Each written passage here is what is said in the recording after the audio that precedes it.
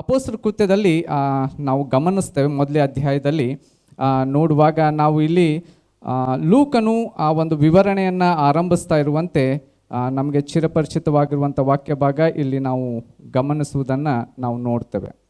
2ನೇ ವಚನ ನೀವು ಅಲ್ಲಿ ಗಮನಿಸಿದರೆ ವಚನ ಈ ವಿಧದಲ್ಲಿ ಹೇಳ್ತದೆ, ತಾನು ಆರಿಸಿಕೊಂಡಿದ್ದ ಅಪೊಸ್ತಲರಿಗೆ ಪವಿತ್ರಾತ್ಮನ ಮೂಲಕ ಆಜ್ಞೆ ಕೊಟ್ಟು ಮೇಲಣ ಲೋಕವನ್ನೇರಿದ ದಿನದವರೆಗೂ ವಿವರಿಸಿದ್ದೇನಷ್ಟೆ. ಆತನು ಬಾಧೆಪಟ್ಟು ಸತ್ತ ಮೇಲೆ ತನ್ನನ್ನು ಜೀವಂತನೆಂದು ಅನೇಕ ಪ್ರಮಾಣಗಳಿಂದ ಅಪೊಸ್ತಲರಿಗೆ ತೋರಿಸಿಕೊಂಡನು. 40 ದಿನಗಳ ತನಕ ಅವರಿಗೆ ಕಾಣಿಸಿಕೊಳ್ಳುತ್ತಾ ದೇವರ ರಾಜ್ಯದ ವಿಷಯವಾದ ಸಂಗತಿಗಳನ್ನು ಹೇಳುತ್ತಾ ಇದ್ದನು. 4 ಮತ್ತು 5 ವಚನ ಕೂಡಿದೆ, ಅಲ್ಲಿ ಹೀಗೆ ಹೇಳ್ತದೆ, ಹೀಗಿರಲಾಗಿ ಆತನು ಅವರೊಂದಿಗೆ ಕೂಡಿದ್ದಾಗ ಅಲ್ಲಿ ಒಂದು ವಿಷಯವನ್ನು ತಿಳಿಸ್ತಾನೆ, ಬಹಳ ಮುಖ್ಯವಾದ ವಿಷಯವನ್ನು. ಅವರಿಗೆ ಯೋಹಾನನಂತೂ ನೀರಿನಲ್ಲಿ ದೀಕ್ಷಾಸ್ನಾನ ಮಾಡಿಸಿದನು, ನಿಮಗಾದರೂ ಇನ್ನೂ ಸ್ವಲ್ಪ ದಿವಸದೊಳಗಾಗಿ ಪವಿತ್ರಾತ್ಮನಲ್ಲಿ ಸ್ನಾನವಾಗುವುದು. ಇನ್ನು ಸ್ವಲ್ಪ ದಿವಸದೊಳಗಾಗಿ ಪವಿತ್ರಾತ್ಮನಲ್ಲಿ ಸ್ನಾನವಾಗುವುದು ಅಂತಂತ ಹೇಳಿ ಅಲ್ಲಿ ಯೇಸು ಸ್ವಾಮಿ ಹೇಳ್ತಾ ಇರುವುದನ್ನು ನಾವು ಗಮನಿಸ್ತೇವೆ. ಇಲ್ಲಿ ನಾವು ಗಮನದಲ್ಲಿ ಇಟ್ಕೋಬೇಕಾಗಿರುವಂಥ ಮುಖ್ಯವಾದದ್ದು ಈ ವಚನಗಳಲ್ಲಿ ನಾವು ನೋಡ್ತಾ ಇರುವಂತೆ ಅಭಿಷೇಕ ಪ್ರತಿಯೊಬ್ಬೊಬ್ಬರಿಗೂ ಮುಖ್ಯ ರೀ. ಅಭಿಷೇಕ, ಪರಿಶುದ್ಧಾತ್ಮನ ಅಭಿಷೇಕ ಪ್ರತಿಯೊಬ್ಬ ಯೇಸು ಸ್ವಾಮಿಯನ್ನು ನಂಬಿ ಹಿಂಬಾಲಿಸುವಂಥ ವ್ಯಕ್ತಿಗೆ ಅತಿ ಪ್ರಾಮುಖ್ಯವಾದದ್ದು ಎಂಬುದನ್ನು ನಾವು ನೆನಪು ಹಾರಬಾರ್ದು. ನಾವು ಆತ್ಮಿಕವಾಗಿ ಬದುಕಲು, ಆತ್ಮಿಕವಾಗಿ ಜೀವಿಸಲು, ಆತ್ಮಿಕವಾಗಿ ನಾವು ನಡೆಯಲು ದೇವರೊಂದಿಗೆ ಅನ್ಯೋನ್ಯತೆಗಾಗಿ ಪರಿಶುದ್ಧಾತ್ಮನ ಅಭಿಷೇಕ ನಮ್ಮ ಪ್ರತಿಯೊಬ್ಬೊಬ್ಬರಿಗೆ ಬೇಕೇ ಬೇಕು. ಇದು ಮುಖ್ಯನಾ? ಎಸ್, ಇದು ಮುಖ್ಯ.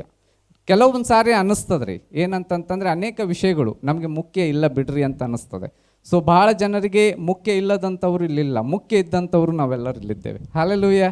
ನಮಗೆ ಗೊತ್ತಿದೆ ಅದರ ಪ್ರಾಮುಖ್ಯತೆ ಏನು, ಅದರ ಅದರ ಪ್ರಾಮುಖ್ಯತೆ. ಸಾಮಾನ್ಯವಾಗಿ ನೀವು ಗಮನಿಸ್ರಿ, ತಂದೆ ತಾಯಂದ್ರಿಗೆ ಗೊತ್ತಿರ್ತದೆ, ಹೌದಾ, ಮಕ್ಕಳಿಗೆ ಏನು ಪ್ರಾಮುಖ್ಯತೆ ಅಂತ. ಸೊ ಮಕ್ಕಳು ಏನು ಮಾಡ್ತಾರೆ, ಊಟ ಮಾಡೋದಿಲ್ಲ. ಅಂಥ ಸಂದರ್ಭದಲ್ಲಿ ಹೋಗ್ಲಿ ಬಿಡು, ಮಕ್ಕಳು ಊಟ ಮಾಡೋಕತ್ತಿಲ್ಲ ಅಂತಂದು ನಾವು ಬಿಡ್ತೇವೆ ಅವ್ರ ಕೈ, ಅಥವಾ ಹೋಗಲಿ ಬಿಡು ನಡೀತದೆ ಅಂತಂತ ಹೇಳ್ತೇವೆ. ಅವ್ರಿಗೆ ಬೆನ್ನು ಹತ್ತಾದರೂ ಅವ್ರು ನಮ್ಗೆ ಎಷ್ಟೋ ಕಷ್ಟಪಟ್ಟು ಓಡಾಡಿಸಿದ್ರು ಸಹ ಚಿಂತಿಲ್ಲ, ಅವ್ರಿಗೆ ಊಟ ಮಾಡಿಸ್ತೇವೆ. ಯಾಕೆ? ನಮಗೆ ಗೊತ್ತಿದೆ ಅದು ಬಹಳ ಮುಖ್ಯವಾದದ್ದು. ಹಾಗೆಯೇ ಯೇಸು ಸ್ವಾಮಿಗೂ ಸಹ ತನ್ನ ಶಿಷ್ಯರಿಗೆ ಅತಿ ಪ್ರಾಮುಖ್ಯವಾಗಿ ಬೇಕಾದದ್ದು ಏನೆಂಬುದಂತೂ ಆತನಿಗೆ ಗೊತ್ತಿತ್ತು.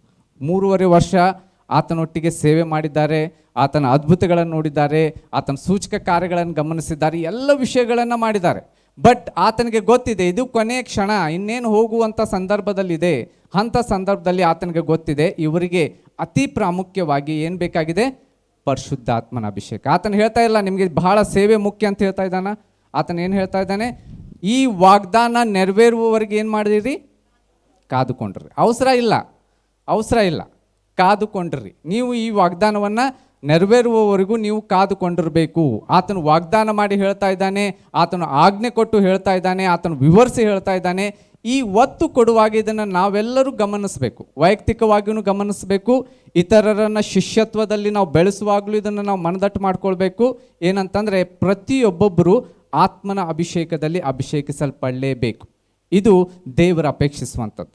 ಅದರ ಬಲ, ಅದರ ಶಕ್ತಿ, ಅದರ ಸಾಮರ್ಥ್ಯ ವಿಶ್ವಾಸಿಗೆ ಎಷ್ಟು ಎಂಬುದಂತೂ ಅನೇಕ ಸಾರಿ ಗೊತ್ತಾಗದಿದ್ದರೂ ಇದು ವಾಕ್ಯ ಆಧಾರಿತವಾಗಿ ನಾವು ಗಮನಿಸ್ತೇವೆ. ಯೇಸು ಸ್ವಾಮಿಗೆ ಗೊತ್ತಿತ್ತು ಅವರಿಗೆ ಇದು ಎಷ್ಟು ಮುಖ್ಯ. ಸೇವೆ ನೀನು ಮಾಡುವುದಕ್ಕಿಂತ ಮುಂಚಿತವಾಗಿ ಬಲ ಹೊಂದಲಾರದೆ ಹೋಗಬೇಡ, ಯೆರೂಸಲೇಮಿನಲ್ಲಿ ಕಾದ್ಕೊಂಡಿರು. ಯಾಕೆ ಹೇಳ್ತಾ ಇದ್ದಾನೆ? ಆತನಿಗೆ ಗೊತ್ತಿದೆ ಅದರ ಪ್ರಾಮುಖ್ಯ ಎಷ್ಟು ಅಂಥೇಳಿ. ಅದಕ್ಕೋಸ್ಕರ ನಮ್ಮ ಜೀವನದಲ್ಲಿ ಇದನ್ನು ನಾವು ಗಮನದಲ್ಲಿಡ್ಕೋಬೇಕು. ಅಲ್ರಿ ನಮ್ಗೆ ಅಭಿಷೇಕ ಆಗಿಬಿಟ್ಟಿದೆ, ಮತ್ತೇನು ಈಗ ಮುಗಿದು ಹೋಯ್ತು, ಹಳೆ ಸ್ಟೋರಿ ಅಂತನ್ನುವಂಥ ರೀತಿಯೊಳಗೆ ಯೋಚಿಸೋದಲ್ಲ. ಅಭಿಷೇಕ ಪ್ರತಿದಿನ ನಮಗೆ ಬೇಕೇ ಬೇಕು. ಪ್ರತಿದಿನ ನಮಗೆ ಅಭಿಷೇಕದ ಬಲ ಬೇಕೇ ಬೇಕು. ಬಲ ಇಲ್ಲ ನಮ್ಗೆ ಆ ದಿನ ಆ ಒಂದು ಶಕ್ತಿಯ ಸಾಮರ್ಥ್ಯ ನಾವು ಅನುಭವಿಸ್ಲಿಕ್ಕೆ ಸಾಧ್ಯ ಇಲ್ಲ. ಇದು ಹೊಸ ವಿಶ್ವಾಸಿ ಅಂತಲ್ಲ, ನಮ್ಮೆಲ್ಲರಿಗೆ ಬಹಳ ಪ್ರಾಮುಖ್ಯವಾಗಿರುವಂಥದ್ದು ಎಂಬುದನ್ನು ನಾವು ಗಮನಿಸಬೇಕಾಗಿರುವಂಥದ್ದು. ಇಲ್ಲಿ ನಾವು ನೋಡ್ತಾ ಇದ್ದೇವೆ, ಆತನು ಇದನ್ನು ಹೇಳ್ತಾ ಇರುವಾಗ ಆತನ ಮುಂದುವರೆದು ಅಲ್ಲಿ ಹೇಳುವುದನ್ನು ನಾವು ನೋಡ್ತೇವೆ. ಏನಂತ ಹೇಳ್ತಾ ಇದ್ದಾನೆ, 4 ಮತ್ತು 5ನೇ ವಚನ ಆತನು ಹೇಳ್ತಾ ಇದ್ದಾನೆ, ಹೀಗಿರಲಾಗಿ ಆತನು ಅವರೊಂದಿಗೆ ಕೂಡಿದ್ದಾಗ ಅವರಿಗೆ ಯೋಹಾನನಂತೂ ನೀರಿನಲ್ಲಿ ದೀಕ್ಷಾಸ್ನಾನ ಮಾಡಿಸಿದ.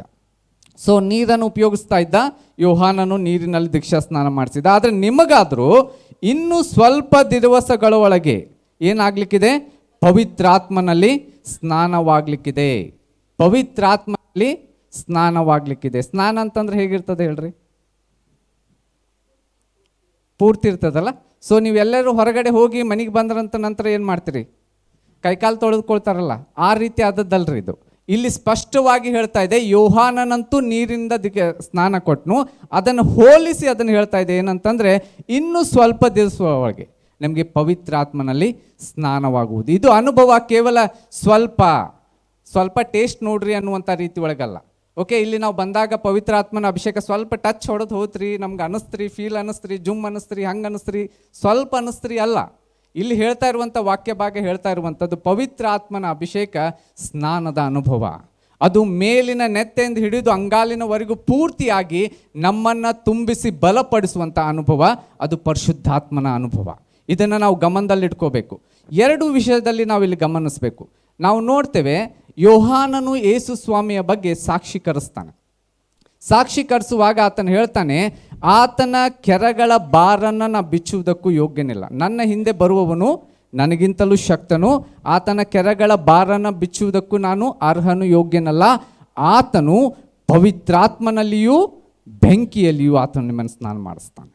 ವಾಕ್ಯ ಹೇಳ್ತದೆ, ಪವಿತ್ರಾತ್ಮನಲ್ಲಿಯೂ ಬೆಂಕಿಯಲ್ಲೂ. ಪರಿಶುದ್ಧಾತ್ಮನ ಅಭಿಷೇಕ ಅಂತ ಹೇಳುವಾಗ ಅದು ಪೂರ್ತಿಯಾಗಿ ಸ್ನಾನ ಮಾಡಿರುವಂಥ ಅನುಭವ ಹೊರತು ಚಿಮುಕಿಸಿರುವಂಥ ಅನುಭವವಲ್ಲ, ಅಲ್ಲೇ ಇಲ್ಲೇ ಸ್ವಲ್ಪ ಮಾಡಿರುವಂಥ ಅನುಭವವಲ್ಲ. ಆತನು ತುಂಬುವಾಗ ನಮ್ಮನ್ನು ಪೂರ್ತಿಯಾಗಿ ಸ್ನಾನ ಮಾಡಿಸುವಂಥ ರೀತಿ ಒಳಗೆ ತುಂಬ್ತಾನೆ. ಹಲ್ಲೆಲೂಯಾ. ಸ್ವಲ್ಪ ದೇವ್ರ ಕಡೆ ಕಂಜೂಸಿತನ ಇಲ್ರಿ, ಸ್ವಲ್ಪ ಕೊಟ್ಟು ಮಾಡುವಂಥ ಕೆಲಸ ಮಾಡೋಲ್ಲ. ದೇವರು ಏನು ಕೊಡ್ತಾನಲ್ಲ ಪೂರ್ತಿಯಾಗಿ ಕೊಡ್ತಾನೆ. ಅದಕ್ಕಾಗಿ ಹೇಳ್ತಾನೆ, ಯೇಸು ಸ್ವಾಮಿಯನ್ನು ನಂಬಿದವರ ಹೊಟ್ಟೆ ಒಳಗಿಂದ ಜೀವಜಲ ತುಂಬಿ ಮತ್ತೆ ಹೊರಗೆ ಹರಿತದಂತೆ. ಹೊರತು ಅದು ಇಷ್ಟು ಕಡಿಮೆ ಇದೆ ಅಂತಂದ್ರೆ ಬೇರೆಗೂ ಕೊಡೋಕ್ಕೆ ಸಾಧ್ಯ ಆಗತ್ತಿಲ್ಲ, ನಾನು ತೃಪ್ತಿ ಹೊಂದಕ್ಕೆ ಸಾಧ್ಯ ಆಗತ್ತಿಲ್ಲ ಅನ್ನುವಂಥ ರೀತಿ ಒಳಗಲ್ಲ. ಪರಿಶುದ್ಧಾತ್ಮನ ಅನುಭವ, ಅಭಿಷೇಕ ಅಂತ ಹೇಳುವಾಗ ಅದು ನಮ್ಮನ್ನು ಪೂರ್ತಿಯಾಗಿ ತುಂಬುವಂಥದ್ದು, ಪೂರ್ತಿಯಾಗಿ ನಮ್ಮನ್ನು ತೃಪ್ತಿಪಡಿಸುವಂಥದ್ದಾಗಿರ್ತದೆ. ತೃಪ್ತಿ ಹೊಂದಿರುವಂಥ ಅನುಭವ ನಾವು ಹೊಂತೇವೆ. ಅಷ್ಟೇ ಅಲ್ಲ, ಪರಿಶುದ್ಧಾತ್ಮನ ಅನುಭವ ಅದು ಬೆಂಕಿಯ ಅನುಭವವನ್ನು ಸಹ ನಮ್ಮ ಜೀವನದಲ್ಲಿ ಉಂಟು ಮಾಡ್ತದೆ. ಹಲ್ಲೆಲೂಯಾ. ಅದರ ಮುಂದೆ ವಚನವನ್ನು ನಾವು ಒರೆದು ನೋಡುವಾಗ, ಯಾವಾಗ ಯೋಹಾನನು ಇದನ್ನು ಸಾಕ್ಷೀಕರಿಸುವಾಗ ಆರದ ಹೊಟ್ಟನ್ನು ಬೆಂಕಿಯಲ್ಲಿ ಹಾಕಿ ಆತನು ಸುಟ್ಟು ಹಾಕ್ತಾನೆ, ಒಳ್ಳೆಯ ಸಂಗತಿಯನ್ನು ತನ್ನ ಮೊರದಲ್ಲಿ ಇಟ್ಟುಕೊಳ್ತಾನೆ ಅನ್ನುವಂಥ ಹೇಳುವಂಥ ಮಾತುಗಳನ್ನು ಹೇಳುವಾಗ, ಪರಿಶುದ್ಧಾತ್ಮನ ಅಭಿಷೇಕ ನಮ್ಮಲ್ಲಿ ಉಂಟಾಗುವಾಗ ಇದು ಒಂದು ಉಂಟಾಗ್ತದೆ. ಏನು ಗೊತ್ತ್ರಿ? ಸುಡುವಂಥ ಅನುಭವ. ಏನು ಸುಡುವಂಥದ್ದು? ನಮ್ಮಲ್ಲಿರುವಂಥ ಗರ್ವ ಸುಡ್ತದೆ, ನಮ್ಮಲ್ಲಿರುವಂಥ ಅಹಂಕಾರ ಸುಡ್ತದೆ, ನಮ್ಮಲ್ಲಿರುವಂಥ ಸಿಟ್ಟು ಸುಡ್ತದೆ, ನಮ್ಮಲ್ಲಿರುವಂಥ ಅಸೂಯೆ ಸುಡಲಿಕ್ಕೆ ಆರಂಭಿಸ್ತದೆ, ನಮ್ಮಲ್ಲಿರುವಂಥ ಆ ಒಂದು ಹೊಟ್ಟೆ ಕಿಚ್ಚಿನ ಸ್ವಭಾವ ಸುಡಲಿಕ್ಕೆ ಆರಂಭಿಸ್ತದೆ. ಪರಿಶುದ್ಧಾತ್ಮನು ಯಾವಾಗ ನಮ್ಮಲ್ಲಿ ತುಂಬಿ ಆ ಒಂದು ಸ್ನಾನ ಮಾಡಿಸುವಂಥ ಅನುಭವ ಉಂಟಾಗ್ತದೋ, ನಮ್ಮಲ್ಲಿರುವಂಥ ಎಲ್ಲ ಬೇಡವಾದ ಸಂಗತಿಗಳು ಸುಡಲಿಕ್ಕೆ ಆರಂಭಿಸ್ತವೆ. ಹಲ್ಲೆಲೂಯಾ. ಆ ಸಾಕ್ಷಿ ಕೇಳಿದ್ವಿ, ಅನೇಕ ಸಾರಿ ಕೇಳಿದ್ವಿ, ಕಳೆದ ವಾರಗಳ ಕೇಳಿದ್ವಿ. ಈಗರ ಪಾಸ್ಟರ್ ರಿಚರ್ಡ್ ಅವರು ಬಂದು ಹೇಳಿದರು, ಏನಂದ್ರೆ ಅಭಿಷೇಕ ಹೊಂದಿದ ನಂತರ ಸಿಟ್ಟು ಕಡಿಮೆ ಆಗಿದೆ ಅಂತವ್ರು. ಮೊದಲು ಏನೇನೋ ಒಗಿತಿದ್ದೆ, ಅದನ್ನು ಮಾಡ್ತಿದ್ದೆ, ಅವೆಲ್ಲ ಹೇಳಿದರು. ಈಗ ನೋಡಿದ್ರೆ ಅಂತಂದ್ರೆ ಭಾಳ ಶಾಂತ ಆಗಿದ್ದೇನೆ ಅಂತಂತ ಹೇಳ್ತಾ ಇದ್ದಾರೆ. ಹೇಗೆ ಸಾಧ್ಯವಿಲ್ಲ? ನಮ್ಮಲ್ಲಿ ಹುಟ್ಟದಾಗ ನಿಂತ ಬಂದಿರುವಂಥ ಕೆಲವೊಂದು ಸ್ವಭಾವಗಳು, ಅವುಗಳನ್ನು ಜಯಿಸ್ಲಿಕ್ಕೂ ಅವುಗಳನ್ನು ಎದುರಿಸ್ಲಿಕ್ಕೂ ಅನೇಕ ಸಾರಿ ಆಗೋದಿಲ್ಲ. ಬಟ್ ಏನಾಗ್ತದೆ ಗೊತ್ತ್ರಿ? ನಮ್ಮಲ್ಲಿ ಇನ್ನೊಂದು ಶಕ್ತಿ ಪ್ರವೇಶಿಸುವಾಗ, ಅದನ್ನೇ ನಾವು ಹೇಳ್ತಾ ಇದ್ದೇವೆ. ಇಲ್ಲಿ ವಾಕ್ಯ ಹೇಳ್ತಾ ಇರುವಂತೆ, ಆತನು ಬೆಂಕಿಯಲ್ಲಿಯೂ ಪರಿಶುದ್ಧಾತ್ಮನಲ್ಲಿಯೂ ನಮಗೆ ಸ್ನಾನ ಮಾಡಿಸುವನು ಅಂತ ಹೇಳುವಾಗ, ಆ ಬೆಂಕಿಯ ಆ ಧಗೆಯ ಅನುಭವ ನಮ್ಮಲ್ಲಿ ಉಂಟಾಗ್ಲಿಕ್ಕೆ ಆರಂಭಿಸ್ತದೆ. ಹಲ್ಲೆಲೂಯಾ. ನಮ್ಗೆ ಅನೇಕ ಸಾರಿ ಈ ಸಿಟ್ಟು ಬಿಡ್ಲಿಕ್ಕೆ ಆಗ್ತಾ ಇಲ್ಲರಿ, ಇವ್ರ ಬಗ್ಗೆ ಆಡ್ಕೊಳ್ಳೋದು ಬಿಡ್ಲಿಕ್ಕೆ ಆಗ್ತಾ ಇಲ್ಲ, ಅಥವಾ ನಮ್ಮಲ್ಲಿ ಏನಂತಾರೆ ಹೊಟ್ಟೆ ಕಿಚ್ಚು ಸ್ವಭಾವ ಬಿಡ್ಲಿಕ್ಕೆ ಆಗ್ತಾ ಇಲ್ಲ. ಅನೇಕ ವಿಷಯಗಳನ್ನು ನಾವು ಲಿಸ್ಟ್ ಮಾಡ್ಬೋದು, ಒಂದರ ನಂತರ ಒಂದು. ಬಟ್ ಇಲ್ಲಿ ನಾವು ಗಮನಿಸಬೇಕು, ವಾಕ್ಯ ಆಧಾರಿತವಾಗಿ ನಾವು ಗಮನಿಸಬೇಕು. ಸುಡ್ತದೆ. ಹಲ್ಲೆಲೂಯಾ. ನಮ್ಮಲ್ಲಿರುವಂಥ ಪ್ರತಿಯೊಂದು ಸಂಗತಿಗಳು ಸುಡ್ತವೆ. ಆ ಸುಡುವಂಥ ಸಾಮರ್ಥ್ಯ ಅದಕ್ಕಿದೆ. ನಾವು ಯಾವಾಗ ಒಪ್ಪಿಸಿಕೊಡ್ತೇವೋ, ಯಾವಾಗ ಪರಿಶುದ್ಧಾತ್ಮನ ಅಭಿಷೇಕದ ಬಲದಲ್ಲಿ ಪ್ರತಿ ಸಾರಿ ನಾವು ಬಂದು ತುಂಬಿಸಲ್ಪಡ್ತೇವೋ, ಆ ಸಂದರ್ಭದಲ್ಲಿ ನಮ್ಮಲ್ಲಿರುವಂಥ ಅನೇಕ ರೀತಿಯಾಗಿರುವಂಥ ಸ್ವಭಾವಗಳನ್ನು, ಬೇಡವಾದ ಸಂಗತಿಗಳನ್ನು ಪರಿಶುದ್ಧಾತ್ಮನ ಅಭಿಷೇಕದ ಬಲ ನಮ್ಮಲ್ಲಿ ಸುಡುವುದಕ್ಕೆ ಆರಂಭಿಸ್ತದೆ. ಆ ಸಂದರ್ಭದಲ್ಲಿ ನಾವು ಜಯಿಸಲಿಕ್ಕೆ ಆರಂಭಿಸ್ತೇವೆ, ಅವುಗಳಿಂದ ಹೊರಬರಲಿಕ್ಕೆ ಆರಂಭಿಸ್ತೇವೆ, ಅವುಗಳ ವಿರುದ್ಧವಾಗಿ ನಿಲ್ಲುವಂಥ ಸಾಮರ್ಥ್ಯ ನಮ್ಮಲ್ಲಿ ಆರಂಭವಾಗ್ತದೆ. ಅದಕ್ಕಾಗಿ ಪರಿಶುದ್ಧಾತ್ಮನು ನಮಗೆ ಬೇಕ್ರಿ. ನಮಗೆ ಆತನು ಸ್ನಾನ ಮಾಡಿಸುವಂಥ ಕೆಲಸ ಮಾಡ್ತಾನೆ. ಕೇವಲ ಚಿಮ್ಕಿಸಿ ಅಥವಾ ಸಮಾಧಾನ ಮಾಡಿ ನಮ್ಮನ್ನು ಕಳಿಸುವಂಥ ಕೆಲಸ ಮಾಡೋದಿಲ್ಲ. ಪ್ರತಿ ಸಾರಿ ಆತನ ಸಾನ್ನಿಧ್ಯಕ್ಕೆ ನಾವು ಬರುವಾಗ, ಆ ಪರಿಶುದ್ಧಾತ್ಮನ ಬಲವನ್ನು ನಾವು ಹೊಂದುವಾಗ ನಮ್ಮಲ್ಲಿ ಆ ಸ್ನಾನದ ಅನುಭವ ಉಂಟಾಗ್ತದೆ. ಸ್ನಾನ ಎದಕ್ಕೆ ಮಾಡ್ತಾರೆ? ಜಾಕ ಎದಕ್ಕೆ ಮಾಡ್ತೀರಿ ನೀವೆಲ್ಲರೂ? ಸ್ವಚ್ಛ ಆಗಕ್ಕೆ. ಹೌದ್ರಿ, ಸ್ವಚ್ಛ ಆಗ್ಬೇಕಂತಂದ್ರೆ ಒಂದು ರೀತಿ ಫ್ರೆಶ್ನೆಸ್ ಬರ್ಬೇಕಂತಂದ್ರೆ ಅಥವಾ ಚಲೋ ಈಗ ನೋಡ್ರಿ ಬ್ಯಾಸ್ಗೆ ಐತೆ, ಹೌದಾ? ಓಕೆ, ಯಾರಾದರೂ ನಾವು ಯೋಚಿಸ್ರಿ, ಮುಂಜಾನೆ ಸಾಯಂಕಾಲ ನೀವು ಎಲ್ಲ ಕಡೆ ಅಡ್ಡಾಡಿ ಬರ್ತೀರಿ, ಮನೆಗೆ ಬಂದ ನಂತರ ರಾತ್ರಿ ಮೈಯೆಲ್ಲ ಅಂಟಂಟಿರ್ತದೆ, ಹೌದಾ? ಹಂಗೆ ಹೋಗಿ ಮಲಗುವಾಗ ಹೆಂಗೆ ಫೀಲ್ ಅನ್ನಿಸ್ತದೆ? ಕಂಫರ್ಟ್ ಅನ್ಸೋದಿಲ್ಲ. ಸೊ ಸ್ವಲ್ಪ ನಾವು ಜಳಕ ಮಾಡಿಬಿಟ್ರೆ ಫ್ರೆಶ್ನೆಸ್ ಬರ್ತದೆ, ಹೌದಾ? ಆರಾಮ್ಸೆ ಸ್ವಲ್ಪ ನಿದ್ದೆ ಆಗ್ತದೆ, ಎಲ್ಲ ಆಗ್ತದೆ. ಇಲ್ದಿದ್ರೆ ಹೆಂಗೆ ಅನ್ನಿಸ್ತದೆ? ಅಂಟಂಟ್ ಮೈ, ಚಲೋ ಅನ್ಸೋದಿಲ್ಲ. ಆ ರೀತಿ ಒಳಗೆ ನಾವು ಗಮನಿಸ್ಬೇಕು. ಏನಂತಂದರೆ ಜಳಕ ನಮ್ಮನ್ನು ಸ್ವಚ್ಛಪಡಿಸೋದು ಅಷ್ಟೇ ಅಲ್ಲ, ಜಳಕ ನಮಗೆ ಫ್ರೆಶ್ನೆಸ್ಸು ಕೊಡ್ತದೆ, ಸಮಾಧಾನಕರ ನಿದ್ದೆನೂ ಕೊಡ್ತದೆ. ಓಕೆ, ರಾತ್ರಿ ಜಾವದಲ್ಲಿ ಸ್ಪೆಷಲಿ ಈ ಒಂದು ಸೀಸನ್ನಲ್ಲಿ ಅದನ್ನು ನಾವು ಗಮನಿಸಬೇಕು. ದೇವರಾತ್ಮನ ಕಾರ್ಯ ನಮ್ಮಲ್ಲಿ ಉಂಟಾಗುವಾಗ, ಆ ಸ್ನಾನ ಉಂಟಾಗುವಾಗ ನಮ್ಮ ಜೀವನದಲ್ಲಿ ಈ ಕಾರ್ಯಗಳು ಉಂಟಾಗ್ತವೆ. ನಾವು ಸ್ವಚ್ಛವಾಗಿ ಕಾಣ್ತೇವೆ. ನೋಡಲಿಕ್ಕೆ ಭಾಳ ಸ್ವಚ್ಛವಾಗಿ ಕಾಣಿಸ್ತಿರ್ಬೋದು, ಆದರೆ ನಮ್ಮಲ್ಲಿರುವಂಥ ಅನೇಕ ಸ್ವಭಾವಗಳು ದೇವರ ದೃಷ್ಟಿಯಲ್ಲಿ ಕೊಳುಕುತನದಂತೆ, ಅಶುದ್ಧತನದಂತೆ ಕಾಣ್ತಾ ಇರ್ಬೋದು. ಬಟ್ ನಮಗೆ ಯಾರಿಗೂ ಕಾಣ್ತಾ ಇಲ್ಲ. ಭಾಳ ಸ್ವಚ್ಛವಾಗಿ ಪೌಡ್ರ್ ಹಚ್ಕೊಂಡು ನಾವೆಲ್ಲ ಚಂದ ಕಾಣ್ತಾ ಇರ್ಬೋದು. ಬಟ್ ಆದರೆ ದೇವರ ದೃಷ್ಟಿಯಲ್ಲಿ ನಾವು ಬರುವಾಗ ಇದು ಭಾಳ ಮುಖ್ಯ ರೀ. ದೇವರು ನಮ್ಮನ್ನು ಸ್ನಾನ ಮಾಡಿಸುವಾಗ, ದೇವರು ನಮ್ಮನ್ನು ಶುದ್ಧೀಕರಿಸುವಾಗ, ದೇವರ ಆತ್ಮನು ನಮ್ಮಲ್ಲಿ ಕೆಲಸ ಮಾಡುವಾಗ ನಾವು ಶುದ್ಧರಾಗ್ತೇವೆ, ಫ್ರೆಶ್ ಆಗ್ತೇವೆ, ಹೊಸ ಬಲದಿಂದ, ಹೊಸ ಸಾಮರ್ಥ್ಯದಿಂದ ತುಂಬಿದವರಾಗಲಿಕ್ಕೆ ಸಾಧ್ಯ ಆಗ್ತದೆ. ಯಾವಾಗಾಗ್ತದೆ? ಪರಿಶುದ್ಧಾತ್ಮನ ಅಭಿಷೇಕ ನಮ್ಮಲ್ಲಿ ಬರುವಾಗ. ಸೊ ಈ ಪರಿಶುದ್ಧಾತ್ಮನ ಅಭಿಷೇಕ ಇಷ್ಟು ಪ್ರಾಮುಖ್ಯ ಇದೆ ಅನ್ನುವುದನ್ನು ಯೇಸು ಸ್ವಾಮಿ ತಿಳಿದಿರುವುದರಿಂದಲೇ ತನ್ನ ಶಿಷ್ಯರಿಗೆ ಇದರ ಪ್ರಾಮುಖ್ಯತೆಯನ್ನು ತಿಳಿಸ್ತಾನೆ. ಈ ಬಲ ಹೊಂದಲಾರ್ದೆ ಹೋಗ್ಲಿಕ್ಕೆ ಹೋಗ್ಬೇಡ್ರಿ, ಈ ಶಕ್ತಿ ಹೊಂದಲಾರ್ದೆ ನೀವು ಈ ಸ್ಥಳವನ್ನು ಬಿಟ್ಟು ಹೋಗ್ಲಿಕ್ಕೆ ಹೋಗ್ಬೇಡ್ರಿ. ಯಾಕಂದರೆ ಈ ಬಲದ ಅವಶ್ಯಕತೆ ನಿಮಗಿದೆ ಎಂಬುದನ್ನು ಆತನಲ್ಲಿ ತಿಳಿಸ್ತಾ ಇದ್ದಾನೆ. ಒಂದು ನಾವು ಗಮನಿಸ್ತಾ ಇರುವಂತೆ ಪರಿಶುದ್ಧಾತ್ಮನ ಒಂದು ಸ್ನಾನ ಅದು ಬಹಳ ಪ್ರಾಮುಖ್ಯತೆ ಅನುಭವ ನಾವು ನೋಡ್ತೇವೆ. ಆ ಸ್ನಾನದ ಅನುಭವದಲ್ಲಿ 2 ರೀತಿಯ ಸ್ನಾನ ನೋಡಿದ್ವಿ. ಒಂದು ಶುದ್ಧೀಕರಿಸುವಂಥ ಸ್ನಾನ, ಇನ್ನೊಂದು ನಮ್ಮನ್ನು ತೃಪ್ತಿಪಡಿಸುವಂಥ ಸ್ನಾನದಂತೆ. ಅಷ್ಟು ಮಾತ್ರವಲ್ಲದೆ ಆತನು ಹೇಳುವುದನ್ನು ನೋಡ್ರಿ, ಇನ್ನು ಸ್ವಲ್ಪ ದಿವಸದೊಳಗಾಗಿ ಪವಿತ್ರಾತ್ಮನಲ್ಲಿ ಸ್ನಾನವಾಗುವುದು. ಆದ ಕಾರಣ ನೀವು ಯೆರೂಸಲೇಮನ್ನು ಬಿಟ್ಟು ಹೋಗದೆ ತಂದೆ ಮಾಡಿದಂಥ, ನೀವು ನನ್ನಿಂದ ಕೇಳಿದಂಥ ವಾಗ್ದಾನಕ್ಕಾಗಿ ಕಾದುಕೊಂಡಿರಿ. ನೀವು ನನ್ನಿಂದ ಕೇಳಿದಂಥ ವಾಗ್ದಾನಕ್ಕಾಗಿ ಕಾದುಕೊಂಡಿರಿ. ಇದು ವಾಗ್ದಾನ. ಹಲ್ಲೆಲೂಯಾ. ಇದು ವಾಗ್ದಾನ ಮಾಡಿದಂಥವ್ರು ಯಾರು ಅನ್ನೋದ್ರ ಮೇಲೆ ಡಿಪೆಂಡ್ ಆಗ್ತದೆ. ಸೊ ಭಾಳ ಜನ ಭಾಳ ರೀತಿಯಾಗಿರುವಂಥ ಪ್ರಾಮಿಸ್ಗಳನ್ನು ಮಾಡ್ತಾರೆ. ಸೊ ಮಾಡಿ ನಿಮ್ಗೆ ಹೇಳಿ ನಾನು ಇಲ್ಲಿ ಕರ್ಕೊಂಡು ಹೋಗ್ತೇನೆ ಅಂತ ಹೇಳಿರ್ಬೋದು, ಅಥವಾ ಇದನ್ನು ಕೊಡಿಸ್ತೇನೆ ಅಂತ ಹೇಳಿರ್ಬೋದು, ಅಥವಾ ಬೇರೆ ಬೇರೆ ವಿಷಯಗಳನ್ನು ನಿಮಗೆಲ್ಲ ಹೇಳಿರ್ಬೋದು. ಎಲ್ಲ ಹೇಳಿರುವಂಥ ಪ್ರಾಮಿಸ್ಗಳು ಸಕ್ಸಸ್ ಆಗಿವೆ, ಮಾಡಿದ್ದಾರೆ.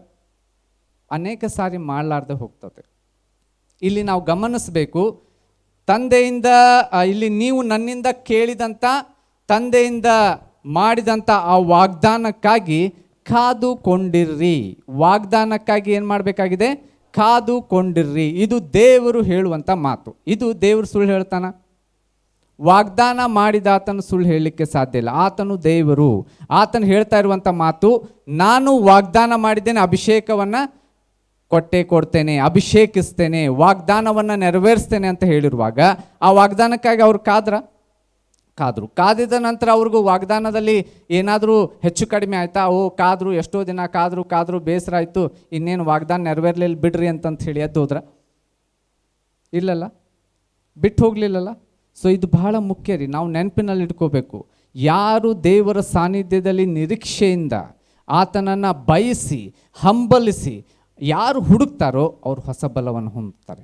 ಯೆಶಾಯನ ಪುಸ್ತಕದಲ್ಲಿ ನಾವು ಅದನ್ನು ಗಮನಿಸ್ತೇವೆ. 40ನೇ ಅಧ್ಯಾಯದಲ್ಲಿ ನಾವು ನೋಡುವಾಗ ಅವರು ಹದ್ದಿನಂತೆ ಹಾರ್ತಾರೆ, ಅವರು ನಡೆದು ಬಳಲೋದಿಲ್ಲ, ಆ ರೀತಿ ಆಗಿರುವಂಥ ಓಡಿ ದಣಿಯೋದಿಲ್ಲ ಅನ್ನುವಂಥ ಮಾತು ಅಲ್ಲಿ ನಾವು ಗಮನಿಸ್ತೇವೆ.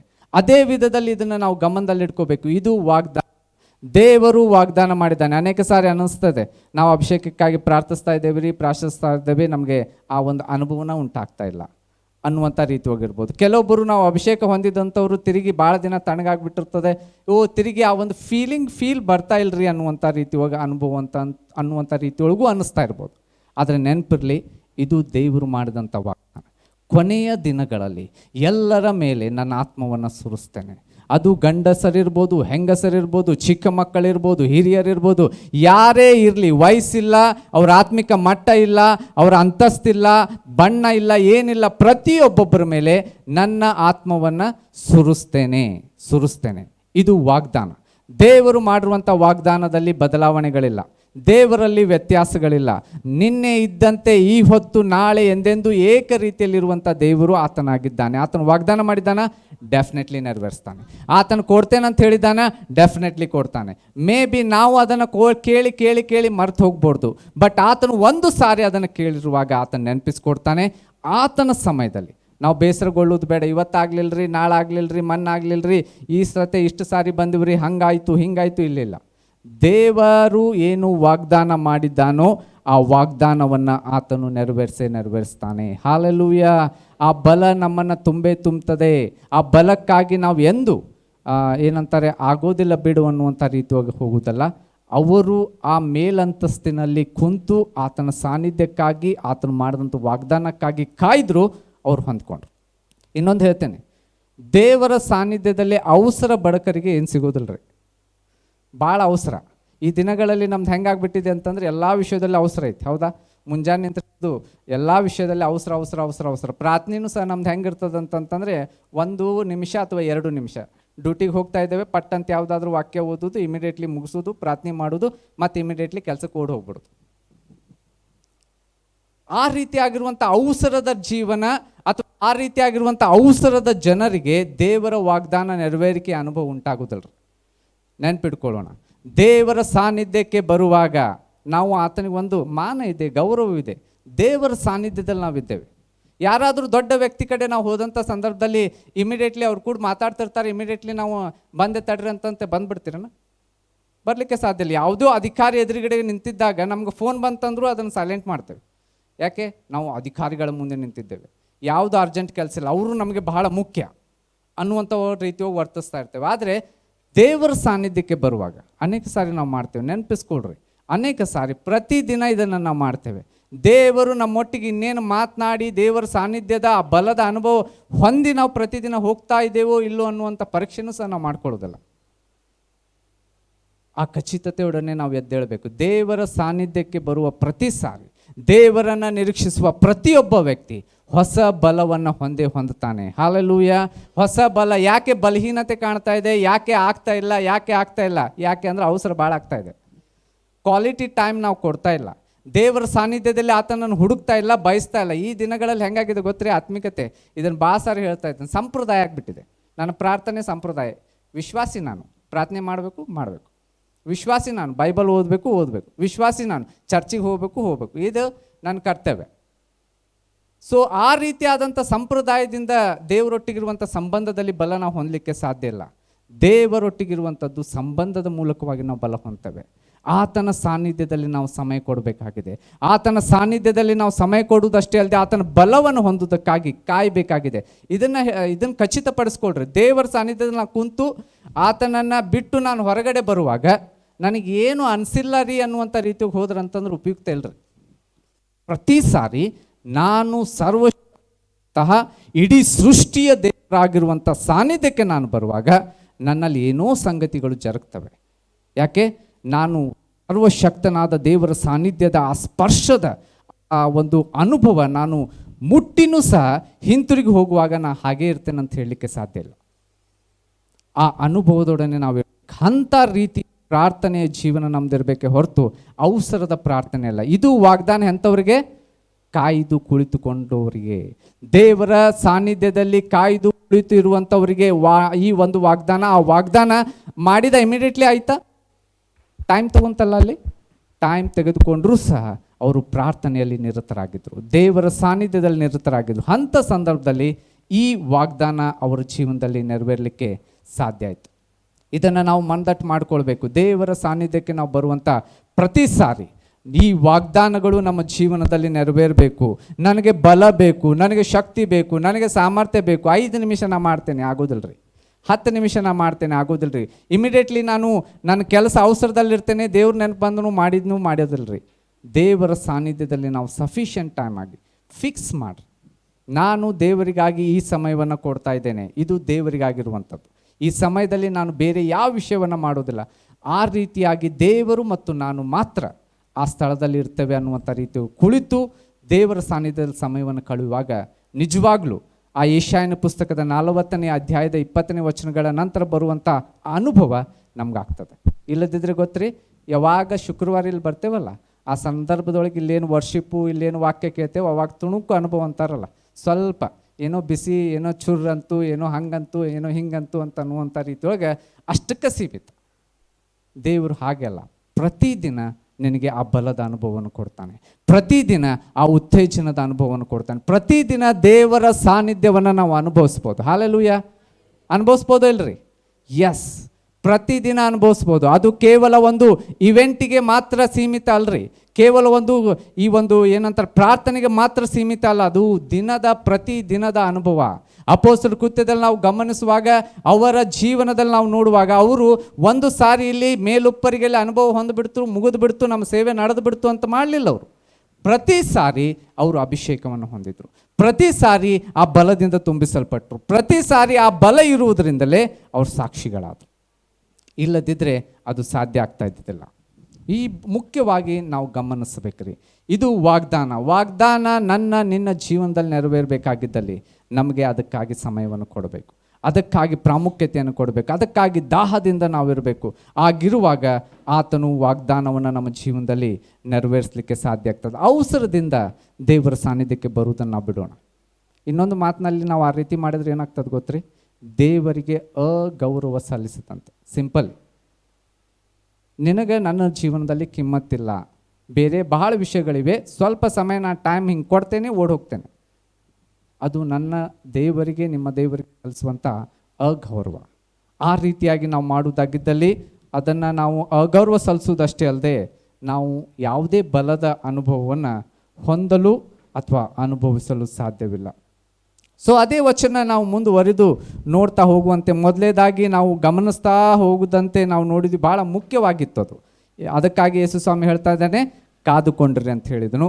ಅಷ್ಟು ಮಾತ್ರವಲ್ಲದೆ ನಾವು ನೋಡಿದ್ವು, ಆತನು ಪವಿತ್ರಾತ್ಮನಲ್ಲಿ ಸ್ನಾನ ಮಾಡಿಸ್ತಾನೆ ಅಂತಂತ ನಾವು ಅಲ್ಲಿ ಗಮನಿಸಿದ್ವು. ಪರಿಶುದ್ಧಾತ್ಮನ ಅನುಭವ ಅದು ಸ್ನಾನದ ಅನುಭವ ಹೊರತು ಕೇವಲ ಸ್ವಲ್ಪ ಮಟ್ಟದ ಅನುಭವ ಅಂತ ಅಲ್ಲ. ಪರಿಶುದ್ಧಾತ್ಮನ ಒಂದು ಅನುಭವವನ್ನು ನಾವು ಗಮನಿಸ್ತಾ ಇರುವಂತೆ ಇದು ವಾಗ್ದಾನ ಯಾರು ಕಾಯ್ತಾರೋ ಅದನ್ನು ಅವರು ಹೊಂದಿಕೊಳ್ಳುವಂಥ ಒಂದು ಸಾಧ್ಯತೆಗಳನ್ನು ನಾವಿಲ್ಲಿ ಗಮನಿಸಿದೆವು. ಅಷ್ಟು ಮಾತ್ರವಲ್ಲದೆ ಆತನ ಅಪ್ಪಣೆ ಕೊಟ್ಟ ನಂತರ ಕೂಡಿ ಬಂದವರು ಆತನನ್ನು ಸ್ವಾಮಿ 6ನೇ ವಚನದಲ್ಲಿ ಇದೇ ಕಾಲದಲ್ಲಿ ಇಸ್ರಾಯೇಲ್ ಜನರಿಗೆ ರಾಜ್ಯವನ್ನು ತಿರುಗಿ ಸ್ಥಾಪಿಸಿಕೊಡುವಿಯೋ ಎಂದು ಕೇಳಲು ಆತನು ಅವರಿಗೆ, ತಂದೆಯು ಸ್ವಂತ ಅಧಿಕಾರದಲ್ಲಿಟ್ಟುಕೊಂಡಿರುವಂಥ ಕಾಲಗಳನ್ನು ಸಮಯಗಳನ್ನು ತಿಳಿದುಕೊಳ್ಳುವುದು ನಿಮ್ಮ ಕೆಲಸ ಅಲ್ಲ. ಏನೋ ನಾನು ಮುಖ್ಯವಾಗಿ ಮಾತಾಡ್ತಾ ಇದ್ದೇನೆ, ಏನೋ ಇಂಪಾರ್ಟೆಂಟ್ ವಿಷಯ ಹೇಳ್ತಾ ಇದ್ದೇನೆ, ಅದನ್ನು ಬಿಟ್ಕೊಟ್ಟು ಬೇರೆ ಟಾಪಿಕ್ ಚೇಂಜ್ ಮಾಡಿ ಏನೇನೋ ಮಾತಾಡತ್ತಾರೆ ಇವರು. ಯಾರು? ಶಿಷ್ಯರು. ರಾಜ್ಯ ಸ್ಥಾಪಿಸ್ತೀಯೋ, ಬೇರೆ ಅದನ್ನು ಸ್ಥಾಪಿಸ್ತೀಯೋ, ನೀ ಅದನ್ನು ಮಾಡ್ತೀಯೋ, ಇದನ್ನು ಮಾಡ್ತೀಯೋ, ಅವೆಲ್ಲ ನಿನಗೆ ಇಂಪಾರ್ಟೆಂಟ್ ಅಲ್ಲ. ರಾಜ್ಯ ಇಂಪಾರ್ಟೆಂಟ್ ಅಲ್ಲ, ರಾಜ್ಯದಲ್ಲಿ ಸಿಗುವಂಥ ಅಧಿಕಾರ ನಿನಗೆ ಇಂಪಾರ್ಟೆಂಟ್ ಅಲ್ಲ.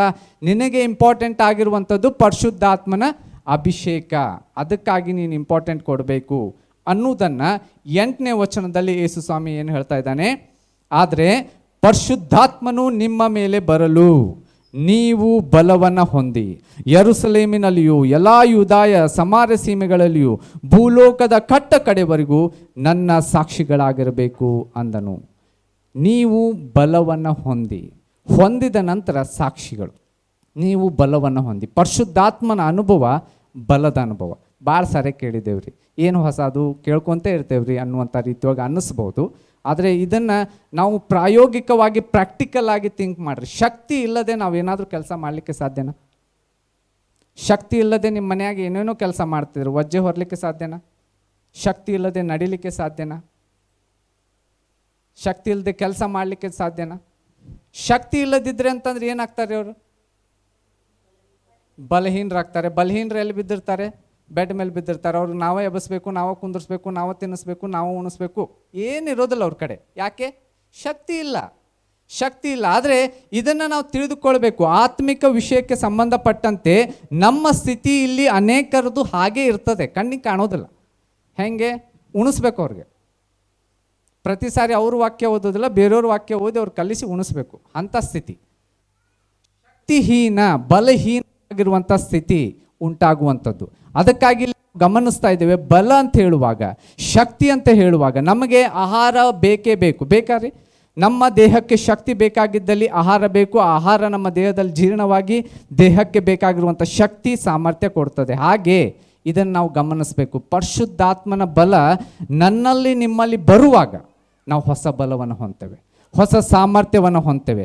ಶಕ್ತಿ, ನಮ್ಮ ಶಕ್ತಿ ಹೆಂಗಾಗ್ತದೆ ಅಂತಂತಂದ್ರೆ, ನಮಗೆ ಏನು ಸಾಮರ್ಥ್ಯ ಇತ್ತಲ್ಲ ಮಾಡೋದು, ಆ ಮಾಡುವಂಥ ಸಾಮರ್ಥ್ಯಕ್ಕಿಂತ ಹೆಚ್ಚಾದದ್ದನ್ನು ಮಾಡಲಿಕ್ಕೆ ಸಾಧ್ಯತೆಗಳು ಉಂಟಾಗ್ತವೆ. ಮೇ ಬಿ ನಾವು 10 kg ಎಬ್ಬಿಸ್ತಾ ಇದ್ದೀವಿ, ಆತ್ಮನ ಬಲ ನಮ್ಮಲ್ಲಿ ಬರುವಾಗ 20 kg ಎಬ್ಬಿಸ್ತೇವೆ ಅನ್ನುವಂಥ ರೀತಿ ಒಳಗೆ. ಅಂದರೆ ನನ್ನ ಸೇವೆ ಬದಲಾವಣೆ, ನನ್ನ ನಡೆನುಡಿಗಳಲ್ಲಿ ಬದಲಾವಣೆ, ನನ್ನ ಉದ್ಯೋಗದಲ್ಲಿ ಬದಲಾವಣೆ, ನನ್ನ ಪ್ರತಿಯೊಂದು ಸೇವಾ ಕ್ಷೇತ್ರಗಳಲ್ಲಿ ಬದಲಾವಣೆಯನ್ನು, ಹೊಸ ಬಲವನ್ನು, ಹೊಸ ಸಾಮರ್ಥ್ಯವನ್ನು ನಾನು ಯಾವಾಗ ಹೊಂತೇನೆ ಗೊತ್ತಾ? ಪರಿಶುದ್ಧಾತ್ಮನ ಬಲ ನನ್ನಲ್ಲಿ ಬರುವಾಗ. ಅದಕ್ಕಾಗಿ ನಾವೇನು ಹೇಳ್ತೇವೆ? ಬಲ. ಯೇಸು ಸ್ವಾಮಿ ಉಪಯೋಗಿಸಿದಂತೂ ಶಕ್ತಿ, ಬಲ, ಶಕ್ತಿ, ಬಲ. ಈ ಶಬ್ದವನ್ನು ನೋಡುವಾಗ ಇದು ಬಹಳ ಬಲಯುತವಾಗಿರುವಂಥ ಶಬ್ದ. ಈ ಶಕ್ತಿ ನಮ್ಮೆಲ್ಲರಿಗೆ ಬೇಕ್ರಿ, ಈ ಶಕ್ತಿ ಎಲ್ಲರಿಗೂ ಬೇಕು. ನಾವು ಯೋಚಿಸ್ಬೋದು, ಕೇವಲ ನಾನು ಯೇಸು ಸ್ವಾಮಿಯನ್ನು ನಂಬಿ ದೀಕ್ಷಾ ಸ್ನಾನ ಹೊಂದಿ ನನ್ನ ಆತ್ಮಿಕ ಪ್ರಯಾಣವನ್ನು ಅತ್ಯುತ್ತಮವಾಗಿ ನಡೆಸ್ಕೊಂಡು ಹೋಗ್ತೇನೆ. ಆಗೋದಿಲ್ಲ, ಸಾಧ್ಯ ಇಲ್ಲ. ಅನೇಕ ಸಾರಿ ನಾವು ಜಯಿಸಿ ನಿಲ್ಲುವುದಕ್ಕಾಗಿ ಆಗಿರುವಂಥ ವಿಷಯದಲ್ಲಿರ್ಬೋದು, ಅಥವಾ ಮುಂದೆ ಸಾಗುವುದಂಥ ವಿಷಯದಲ್ಲಿರ್ಬೋದು, ನಮಗೆ ಆಗೋದಿಲ್ಲ. ಯಾಕೆ ಗೊತ್ತ್ರಿ? ನಮ್ಮಲ್ಲಿ ಆ ಬಲ ಇಲ್ಲ, ನಮ್ಮಲ್ಲಿ ಬಲ ಇಲ್ಲ. ಬಲ ಪ್ರತಿಯೊಬ್ಬೊಬ್ಬರಿಗೆ ಬೇಕು.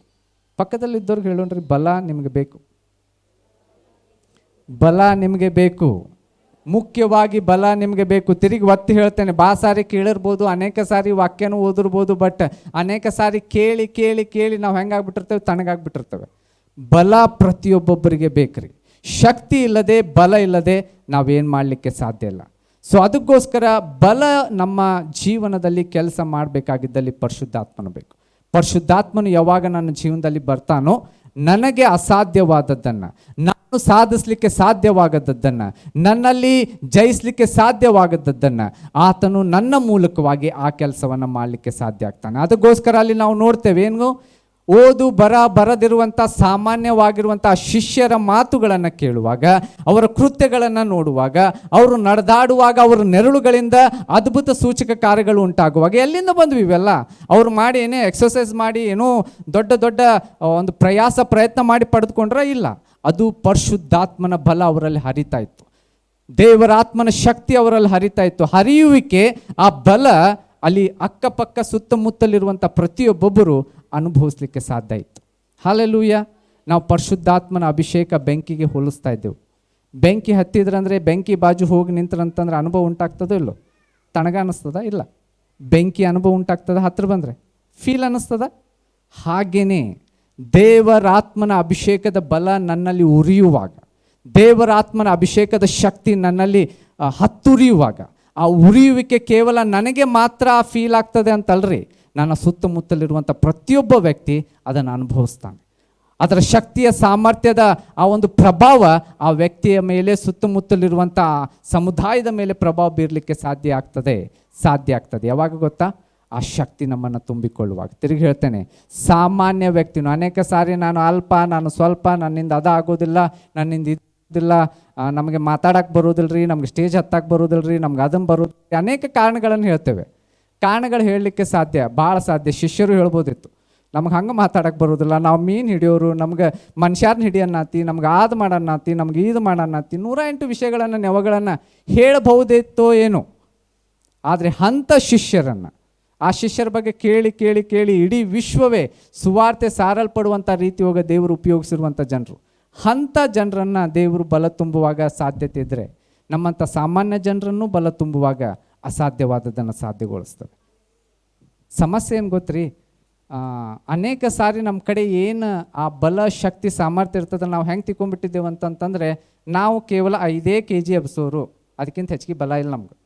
ನಾವು ಬಂದು ಹೇಳಿದ್ರು ನೀವು 10 ಎಬ್ಬಿಸ್ತೀರಿ ಅಂತ ಟ್ರೈನೂ ಮಾಡೋದಿಲ್ಲ, ಪ್ರಯತ್ನವೂ ಮಾಡೋದಿಲ್ಲ. ಆದರೆ ದೇವರ ಆತ್ಮನ ಶಕ್ತಿ ನಮ್ಮಲ್ಲಿ ಬರುವಾಗ ನೀನು ಹೊಸ ಬಲವನ್ನು ಹೊಂತೀಯ, ಹೊಸ ಸಾಮರ್ಥ್ಯವನ್ನು ಹೊಂದ್ತೀಯ. ನಿನಗೆ ಅಸಾಧ್ಯವಾದದ್ದು ನಿನ್ನ ಶಕ್ತಿಗೆ ಮೀರಿರುವಂಥದ್ದು ನಿನಗೆ ಮಾಡಲಿಕ್ಕೆ ಸಾಧ್ಯತೆ ಇದೆ. ಆದರೆ ನಮ್ಮ ಸಮಸ್ಯೆ ಏನಂದ್ರೆ ರಿಸ್ಕ್ ತೆಗೆದುಕೊಳ್ಳೋದಿಲ್ಲ. ನಾವು ರಿಸ್ಕ್ ಫ್ರೀ ಇರುವಂಥದ್ದು. ನಾವು ಎಲ್ಲ ವಿಷಯದಲ್ಲಿ ರಿಸ್ಕ್ ಫ್ರೀ. ಏನಂತಂತಂದ್ರೆ ಸೇವೆ ಮಾಡಬೇಕಂದ್ರು, ಪ್ರಾರ್ಥನೆ ಮಾಡಬೇಕಂದ್ರು, ಮಾತಾಡ್ಬೇಕಂತಂದ್ರು, ಯಾರಿಗೋ ಸಾಕ್ಷಿ ಹೇಳಬೇಕಂದ್ರು, ಸುವಾರ್ತೆ ಸಾರಬೇಕಂತಂದ್ರು 10 ಸತಿ ಯೋಚಿಸ್ತೇವೆ. ಏನಂತಂದ್ರೆ ನಾವು ಅವ್ರನ್ನ ರಕ್ಷಣೆ ನಡೆಸ್ತೇವೆ ಅಂತ ತಿಳ್ಕೊಂಡ್ಬಿಟ್ಟೇವೆ. ಯಾಕಂದ್ರೆ ನಮ್ಮ ಮಾತುಗಳಿಂದಲ್ಲ, ಏನಾದರೂ ತಪ್ಪು ಮಾತಾಡಿದ್ರೆ ಅಥವಾ ನಾನು ಏನಾದರೂ ಮಾಡಿಬಿಟ್ರಂದ್ರೆ ಅಥವಾ ನಾನು ಏನಾದರೂ ಹೀಗೆ ವರ್ತಿಸ್ಬಿಟ್ರಂತಂದ್ರೆ ಏನು ತಿಳ್ಕೊತಾರೆ? ಇಲ್ಲ, ಇದು ದೇವರ ಕೆಲಸ. ದೇವರ ಶಕ್ತಿ ನನ್ನಲ್ಲಿದೆ. ಆ ಶಕ್ತಿಯ ಉಪಯುಕ್ತತೆಯಿಂದ ಉಪಯೋಗಿಸಿಕೊಂಡು ನಾ ಆ ಕೆಲಸಗಳನ್ನು ಮಾಡ್ತೇನೆ. ಆವಾಗ ನಾನು ಜಯ ಸಾಧಿಸಲಿಕ್ಕೆ ಸಾಧ್ಯ. ನಾನು ಹೆಜ್ಜೆ ಮುಂದಿಡದೆ ಅನೇಕ ಸಾರಿ ಶಕ್ತಿ ತುಂಬಿ ತುಂಬಿ ತುಂಬಿ ತುಂಬಿ ಹಾಗೇ ಉಳಿದುಕೊಂಡ್ರೆ ಉಪಯುಕ್ತ ಇಲ್ಲರಿ. ಅದೂ ಸಹ ದೊಡ್ಡ ಸಮಸ್ಯೆ. ನಾವು ಗಮನದಲ್ಲಿ ಇಟ್ಕೋಬೇಕು. ನಮ್ಮಲ್ಲಿ ಬಲ ತುಂಬುವಾಗ, ನಮ್ಮಲ್ಲಿ ಶಕ್ತಿ ತುಂಬುವಾಗ ಅದು ತಿರುಗಿ ತಿರುಗಿ ತಿರುಗಿ ಅದು ಉಪಯುಕ್ತವಾಗಬೇಕು. ಉಪಯುಕ್ತವಾಗುವಾಗ ಮಾತ್ರ ಅದಕ್ಕೆ ಒಂದು ಅರ್ಥ. ಇಲ್ಲದಿದ್ದರೆ ಹಂಗೆ ನಮಗೆ ಶೋಕಿಗೆ ಅಥವಾ ಫೀಲಿಂಗಿಗೆ ಅಥವಾ ಇದು ಒಂದು ರೂಲ್ ಬಂದುಬಿಟ್ಟಿದೆ. ಏನು ಅಂತಂದರೆ ವಿಶ್ವಾಸಿ ಅಂದರೆ ಅಭಿಷೇಕ ಹೊಂದಲೇಬೇಕು ಅನ್ನುವಂಥದ್ದು ಇದೆ. ಅದಕ್ಕೋಸ್ಕರ ನಾನು ಮಾಡ್ತೇನೆ ಅನ್ನುವಂಥ ರೀತಿಯಾಗಿ ನಾನು ಮಾಡಿದರೆ ಉಪಯುಕ್ತ ಇಲ್ಲ. ಅದು ನನ್ನಲ್ಲಿ ತುಂಬುವಾಗ ಆ ಬಲದ ಅನುಭವ ನಾನು ಮಾತ್ರ ಹೊಂದುವುದಲ್ಲ, ಆ ಬಲದ ಲಾಭ ನಾನು ಮಾತ್ರ ಹೊಂದುವುದಲ್ಲ, ಆ ಬಲದಿಂದ ನನ್ನ ಸುತ್ತಮುತ್ತಲಿರುವಂಥ ಅನೇಕ ಜನರು ಆ ಅನುಭವ ಹೊಂದಬೇಕು, ಆ ಬಿಡುಗಡೆ ಹೊಂದಬೇಕು, ಆ ಒಂದು ಶಕ್ತಿಯ ಸಾಮರ್ಥ್ಯದ ಕಾರ್ಯ ಅನುಭವಿಸುವಂತಾಗಬೇಕು. ಅದು ಅತಿ ಪ್ರಾಮುಖ್ಯವಾಗಿ ನಾವು ಮನದಟ್ಟು ಮಾಡ್ಕೊಳ್ಬೇಕು. ದೇವರಾತ್ಮನ ಬಲ ಅದು ನಮಗೆಲ್ಲರಿಗೆ ಕೊಡಲ್ಪಟ್ಟಿರುವಂಥದ್ದು. ಸೊ ಈ ಸಮಯ ನಾವು ಈ ಚಿಕ್ಕ ವಾಕ್ಯ ಭಾಗದ ಮೂಲಕವಾಗಿ ಗಮನಿಸಿರುವಂತೆ ತಿರುಗಿ ನಾನು ಹೇಳ್ತೇನೆ, ಪರಿಶುದ್ಧಾತ್ಮನ ಅಭಿಷೇಕದ ಬಲ ಭಾಳ ಮುಖ್ಯ ರೀ. ಹೇಳೋಣ್ರಿ, ಪಕ್ಕದಲ್ಲಿದ್ದವ್ರು ಹೇಳ್ರಿ, ಭಾಳ ಮುಖ್ಯ, ಭಾಳ ಮುಖ್ಯ, ಬಹಳ ಬಹಳ ಮುಖ್ಯ. ಇದು ನಿಮ್ಮ ಎಲ್ಲರಿಗೆ ಬೇಕಾಗಿರುವಂಥದ್ದು. ಇದು ಪರಿಶುದ್ಧಾತ್ಮನ ಅಭಿಷೇಕ ನಮ್ಮೆಲ್ಲರಿಗೆ ಬೇಕಾಗಿರುವಂಥದ್ದು. ಪರಿಶುದ್ಧಾತ್ಮನ ಅಭಿಷೇಕ ಅದು ಸ್ನಾನದ ಅಭಿಷೇಕ ಹೊರತು ಕೇವಲ ಚಿಮಿಕಿಸುವಂಥ ಅಭಿಷೇಕ ಅಲ್ಲ. ಕೇವಲ ನಮಗೆ ತೃಪ್ತಿ ಆಗಲಾರ್ದೆ, ಈಗ ಕೆಲವೊಂದು ಸಾರಿ ಈಗಂಕರ ಬ್ಯಾಸ್ಗಿ ಭಾಳ ಆಗಿದೆ ಅಲ್ರಿ, ಎಷ್ಟು ನೀರು ಕುಡಿದ್ರೂ ತೃಪ್ತಿನ ಆಗೋದಿಲ್ಲ, ಸಮಾಧಾನ ಆಗೋಲ್ಲ, ತಿರುಗಿ ತಿರುಗಿ ತಿರುಗಿ ಕುಡಿತಿರ್ತೇವೆ. ಹಾಗೆ ಇಲ್ಲಿ ಗಮನಿಸಬೇಕು, ದೇವರ ಆತ್ಮನ ಅಭಿಷೇಕ ಅಂತಂತಂದರೆ ನಮ್ಮನ್ನು ತೃಪ್ತಿ ಪಡಿಸಲಾರ್ದೆ ಅಷ್ಟೇ ಸ್ವಲ್ಪ ನೀರು ಒಂದು ಹನಿ ಮುಟ್ಟಿಸಿ ಹೋಗ್ಬಿಟ್ರು ಅಂತ ಅನ್ನುವಂಥದ್ದಲ್ಲ. ಅದು ಪೂರ್ತಿಯಾಗಿ ನಾನು ತೃಪ್ತಿ ಹೊಂದುವಂಥ ರೀತಿಯೊಳಗೆ ಆಗುವಂಥ ಅನುಭವ, ಅದು ಪರಿಶುದ್ಧಾತ್ಮನ ಅನುಭವ. ಅಷ್ಟು ಮಾತ್ರವಲ್ಲದೆ ಪರಿಶುದ್ಧಾತ್ಮನ ಅನುಭವ ಅದು ಶುದ್ಧೀಕರಿಸುವಂಥ ಅನುಭವನೂ ಸಹ. ಯಾಕಂದರೆ ಪರಿಶುದ್ಧಾತ್ಮನನ್ನು ಅಲ್ಲಿ ಬೆಂಕಿಗೆ ಹೋಲಿಸಲ್ಪಟ್ಟಿರುವಂಥದ್ದು. ಬೆಂಕಿ ಯಾವಾಗ ನಮ್ಮಲ್ಲಿ ಉರಿತದೋ, ಬೆಂಕಿ ಯಾವಾಗ ನಮ್ಮಲ್ಲಿ ಕಾರ್ಯ ಮಾಡ್ತದೋ, ಅಶುದ್ಧವಾದಂಥ ಅನೇಕ ಸಂಗತಿಗಳು ಶುದ್ಧೀಕರಣವಾಗಲಿಕ್ಕೆ ಆರಂಭಿಸ್ತವೆ. ಪರಿಶುದ್ಧಾತ್ಮನ ಒಂದು ಅನುಭವ ಅಂತ ನಾವು ನೋಡ್ತಾ ಇರುವಾಗ ಇದು ಕೇವಲ ಏನೋ ಹೇಳಿರುವಂಥ ಮಾತು ಆಗ್ತದೋ ಇಲ್ಲೋ ಅನ್ನುವಂಥದ್ದಲ್ಲ, ಅಥವಾ ಯಾವುದೋ ಒಬ್ಬ ದೊಡ್ಡ ಫೇಮಸ್ ಇರುವಂಥ ವ್ಯಕ್ತಿ ಹೇಳಿದ್ದು ಅಂತಲ್ಲ. ಇದು ದೇವರು ಮಾಡಿರುವಂಥ ವಾಗ್ದಾನ. ಇದು ನೆರವೇರುವಂಥದ್ದು. ಸೊ ನಾವು ಹೋಗ್ಬೋದು. ಸೊ ವಾಕ್ಯ ಒಳಗೆ ಯೇಸು ಸ್ವಾಮಿ ಹೇಳ್ತಾ, ಭೂಮಿ ಆಕಾಶ ಅಳೆದು ಹೋಗ್ಬೋದು, ಆದರೆ ನಾನು ಇರುವಂಥ ಮಾತು ಒಂದು ಅಳಿಯೋದಿಲ್ಲ. ಸೊ ಅದಕ್ಕೋಸ್ಕರ ಇದು ವಾಗ್ದಾನಕ್ಕಾಗಿ ಅವಸರದ ಇರುವಂಥ ವ್ಯಕ್ತಿಗಳಿಗೆ ಈ ವಾಗ್ದಾನ ಅಲ್ಲ, ಆದರೆ ದೇವರ ಸಾನ್ನಿಧ್ಯದಲ್ಲಿ ಕಾದು ಕುಳಿತುಕೊಳ್ಳುವಂಥವ್ರಿಗೆ ಈ ವಾಗ್ದಾನ. ನಾವು ಕೊನೆಯದಾಗಿ ಇದನ್ನು ಗಮನಿಸಿದ್ವಿ. ಏನಂತಂದರೆ ಬಲ ನೀವು ಹೊಂದುತ್ತೀರಾ ಅಂತ ಯೇಸು ಸ್ವಾಮಿ ಹೇಳುವಂಥ ಮಾತು ಗಮನಿಸುವಾಗ ನಮ್ಮ ಪ್ರತಿಯೊಬ್ಬೊಬ್ಬರಿಗೆ ಆ ಬಲ ಬೇಕು. ಬಲ ಇಲ್ಲದೆ ನಾವೇನು ಮಾಡಲಿಕ್ಕೆ ಸಾಧ್ಯ ಇಲ್ಲ. ನಮ್ಮ ಪ್ರತಿದಿನದ ಜೀವನಕ್ಕೆ ನಾನು ಹೇಳ್ತಾ ಇರುವಂಥ ದೊಡ್ಡ ದೊಡ್ಡ ಕಾರ್ಯ ಅಥವಾ ದೊಡ್ಡ ದೊಡ್ಡ ಮೀಟಿಂಗ್ಗಳಲ್ಲಿ ಮಾಡುವುದಕ್ಕಾಗಿ ಹೇಳುವಂಥ ಬಲ ಹೇಳ್ತಾ ಇಲ್ಲ. ಪ್ರತಿದಿನದ ಜೀವನೋಪಾಯಕ್ಕಾಗಿ ಮಾಡುವಂಥ ಪ್ರತಿಯೊಂದು ಕೆಲಸ ಕಾರ್ಯಗಳಿಗಾಗಿ ನಮಗೆ ದೇಹಕ್ಕೆ ಹೇಗೆ ಶಕ್ತಿ ಬೇಕೋ ಹಾಗೆ ಆತ್ಮಿಕವಾಗಿ ನಾವು ನಿಲ್ಲುವುದಕ್ಕಾಗಿ ನಮಗೆ ಆ ಬಲ ಬೇಕು, ಆ ಶಕ್ತಿ ಬೇಕು, ಆ ಸಾಮರ್ಥ್ಯ ಬೇಕು. ಆ ಸಾಮರ್ಥ್ಯ ಬಲ ನನ್ನಲ್ಲಿಲ್ಲದಿದ್ದರೆ ನಾನೇನು ಮಾಡಲಿಕ್ಕೆ ಸಾಧ್ಯ ಇಲ್ಲ. ಈ ಸಮಯ ನಾವು ಈ ವಾಕ್ಯವನ್ನು ಕೇಳಿರುವ ಆಧಾರದಿಂದ, ಸ್ವಾಮಿ ನಿನ್ನ ಬಲ ನನಗೆ ಬೇಕು ಸ್ವಾಮಿ, ನಿನ್ನ ಬಲದ ಶಕ್ತಿಯ ಸಾಮರ್ಥ್ಯದ ಒಂದು ಪ್ರಾಮುಖ್ಯತೆ ಏನೆಂಬುದನ್ನು ತಿರುಗಿ ಕೇಳಿರ್ಬೋದು, ಆದರೆ ತಿರುಗಿ ಇದನ್ನು ನಾವು ಒತ್ತು ಕೊಟ್ಟು ಕೇಳಿದ್ದೇವೆ. ಇದು ಬಹಳ ಮುಖ್ಯ ರೀ. ಯೇಸು ಸ್ವಾಮಿ ತನ್ನ ಶಿಷ್ಯರಿಗೆ ಅವಸರ ಮಾಡಿ ಸೇವೆಗೂ ಕಳಿಸ್ಲಿಲ್ಲ, ಬೇರೆ ಕಡೆ ಕೆಲಸ ಮಾಡೋದಕ್ಕೂ ಕಳಿಸ್ಲಿಲ್ಲ. ಯೇಸು ಸ್ವಾಮಿ ಹೇಳಿದ್ದು ಕಾದು ಕುಳಿತರೆ. ಇದು ಕಾಯುವಂಥ ಸಮಯ, ಇದು ಹೊಂದುವಂಥ ಸಮಯ, ಇದು ಬಲಪಡಿಸಿಕೊಳ್ಳುವಂಥ ಸಮಯ, ಇದು ದೇವರ ಶಕ್ತಿಯಿಂದ ತಿರುಗಿ ಉಜ್ಜೀವನಗೊಳ್ಳುವಂಥ ಸಮಯ. ಆತನ ಬಲ ನಮ್ಮೆಲ್ಲರಿಗೆ ಬೇಕು, ಆತನ ಅಭಿಷೇಕ ನಮ್ಮೆಲ್ಲರಿಗೆ ಬೇಕು. ಆತನ ಬಲ ಇಲ್ಲದೆ ನಾವೇನು ಮಾಡಲಿಕ್ಕೆ ಸಾಧ್ಯ ಇಲ್ಲ. ಈ ಸಮಯದಲ್ಲಿ ನಾವು ಕೇಳೋಣ, ಸ್ವಾಮಿ ಆ ಬಲದ ಅನುಭವ ನಮಗಾಗಬೇಕು, ಆ ಶಕ್ತಿಯ ಅನುಭವ ನಮಗಾಗಬೇಕು. ತಿರುಗಿ ನಾನು ಹೇಳ್ತೇನೆ, ಈ ಒಂದು ಸಮಯದಲ್ಲಿ ನಾವು ಇದನ್ನು ಸಹ ನಿರ್ಧಾರ ಮಾಡೋಣ, ಸ್ವಾಮಿ ನಿನ್ನ ಸಾನ್ನಿಧ್ಯದಲ್ಲಿ ಪ್ರತಿದಿನ ಆ ಬಲಕ್ಕಾಗಿ ನಾನು ಸಮಯವನ್ನು ಕೊಡ್ತೇನೆ. ಅವಸರದ ಸಮಯ ಅಲ್ಲ, ನಿಖರವಾದಂಥ ಸಮಯ, ಹೆಚ್ಚಿನ ಸಮಯ ನಾನು ನಿನ್ನ ಸಾನ್ನಿಧ್ಯಕ್ಕೆ ಕೊಡ್ತೇನೆ.